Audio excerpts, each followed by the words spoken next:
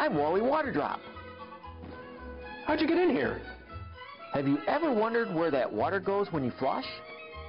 You don't even have arms. How'd you open the door? Don't you ever think about the water washing down your drain or sink? No, I haven't thought about it. I'm just glad it goes away. What if I told you all of the water from your toilets, sinks, and even the rain hitting streets and rooftops ends up back in the environment? You mean Lake Erie? I thought it went to a landfill or something. I thought you said you never thought about it. Well, it has crossed my mind. But it can't go back to the lake like that, where people play and swim and fish all summer. You bet it can't.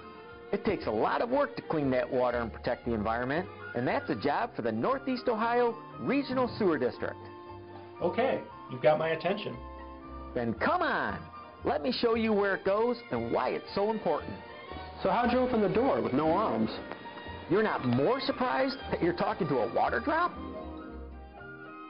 Now, I'm water, obviously. I can be found all over the place.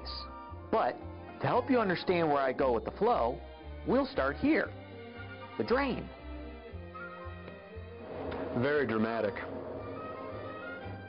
My friend, visualize this if you will. The dirty water from your home travels through your city's local sewer. I call them the side streets of the sewer system. Those side street sewers are connected to big pipes called interceptor sewers. They're the highways of the sewer system. The interceptor takes the dirty water to the wastewater treatment plant, where it's cleaned by the Northeast Ohio Regional Sewer District. Once it's cleaned, it's returned to Lake Erie. In one day, the Northeast Ohio Regional Sewer District treats and returns about 230 million gallons of water to Lake Erie. So wait, the water I flush at home gets cleaned and ends up back in the lake? Wow, I never thought about that. So what about rain? Does it end up in the sewers too? Well, that depends. Raindrops land on different surfaces.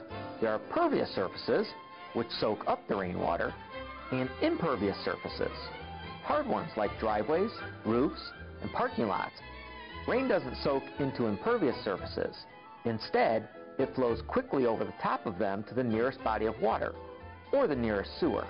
And here's where it gets interesting. Okay, I'm listening. A lot of communities have separate sewers. That means there's one pipe for the dirty water from your home that flows to the treatment plant, and there's one pipe for stormwater, basically rain or melting snow, and that flows right to the nearest river or the lake. So that water doesn't get treated? Right. In separate sewer communities, stormwater flows right back to the environment. But in other communities, there's one pipe that carries both dirty water from your home and stormwater. It's called a combined sewer, because the water flowing through the pipe is a combination of household dirty water and stormwater. Some of these combined pipes are more than 100 years old. That combination of water travels to the wastewater treatment plant, where it's cleaned and then released back to the environment. That's good, right? Most of the time, yes. But during rainstorms, the pipes can become too full. And to prevent flooding in homes or treatment plants during heavy rains, these old sewers were designed to discharge some of the combined flow, mostly stormwater, to the nearest stream. What about the rain that never reaches a sewer, like in our yards or open fields? Well, some of it soaks into the ground, and the rest flows over the land to the nearest body of water, like a stream. That's called runoff. Runoff picks up and carries pollution that can affect water quality. Is that why swimming advisories are posted at local beaches after heavy storms? Exactly. Runoff and storm sewers can both affect water quality. All right, I'm starting to get it straight. There's dirty water from our homes, and that goes to the sewer district, where it's cleaned and released to the environment. You got it. Then there's storm water. The sewer district cleans some of it, or it flows in sewers or over the land right back to the lake and streams. Bingo! That's where it goes. Now, I know you're just a water drop, but let me get technical for a second. What's really being done to keep our water clean? Well, since I know you're not a water drop, I'll keep it simple. Stormwater has a lot of impacts, and the sewer district is doing a lot to reduce those impacts. In the combined sewer system, one approach is to construct large tunnels to be used when the combined pipes become too full. These huge tunnels will store untreated water until the sewer district is able to clean it. The first tunnel like this in Greater Cleveland is the Mill Creek Tunnel, built by the sewer district to connect to one of its treatment plants. It runs more than 200 feet underground and is more than 20 feet wide at some points. At full capacity, it will hold 75 million gallons of water until the treatment plant can give it the best treatment a little bit at a time. Are there going to be more of these tunnels? The sewer district's planning on it. Over the next few decades, the plan would capture a lot of the overflow from combined sewers and reduce the number of untreated discharges to the environment by more than 4 billion gallons. 4 billion gallons? I can't even imagine what that means.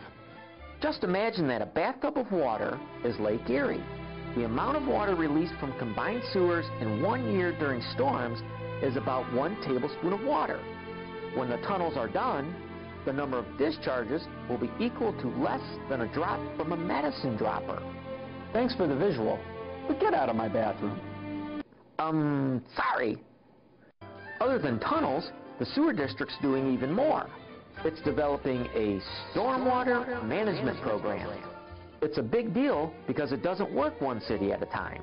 The sewer district program would manage the stormwater flow from storm sewers across the region, covering 61 communities. Because when rain falls in one community, oops, it can and does affect its neighbors as the water flows in pipes and streams. These problems have been growing for a long time, affecting residents and also aquatic life. That's why the sewer district thinks it will take a regional program to reduce these problems. When's this program going to begin? The district's talking to communities now, so it's still in the works, but there are updates on the sewer district's website. I never knew the sewer district was doing so much. Is there anything I can do to help? Generally, it's just good to stay informed. The district has a lot of information available about its clean water work. And during beach season, I'd also tell young kids and senior citizens to enjoy the beach, but maybe stay out of the water, just after heavy storms when the water might be dirty. The sewer district has a lot of work ahead to keep our water clean. It's not easy, but when you think that the lake and Cuyahoga River have been getting cleaner and cleaner for more than 35 years, you can see how far I've come with the sewer district's help. Wally, I've got to say, this has been very helpful. Probably the most helpful conversation that ever began in a bathroom. I'll take your word for it. Well, gotta flow. And remember, next time any of your friends wonder, where does it go? Now I know. It all comes back to us, cleaner, thanks to the regional sewer district. Because clean water is everyone's business. It sure is, Wally. It sure is.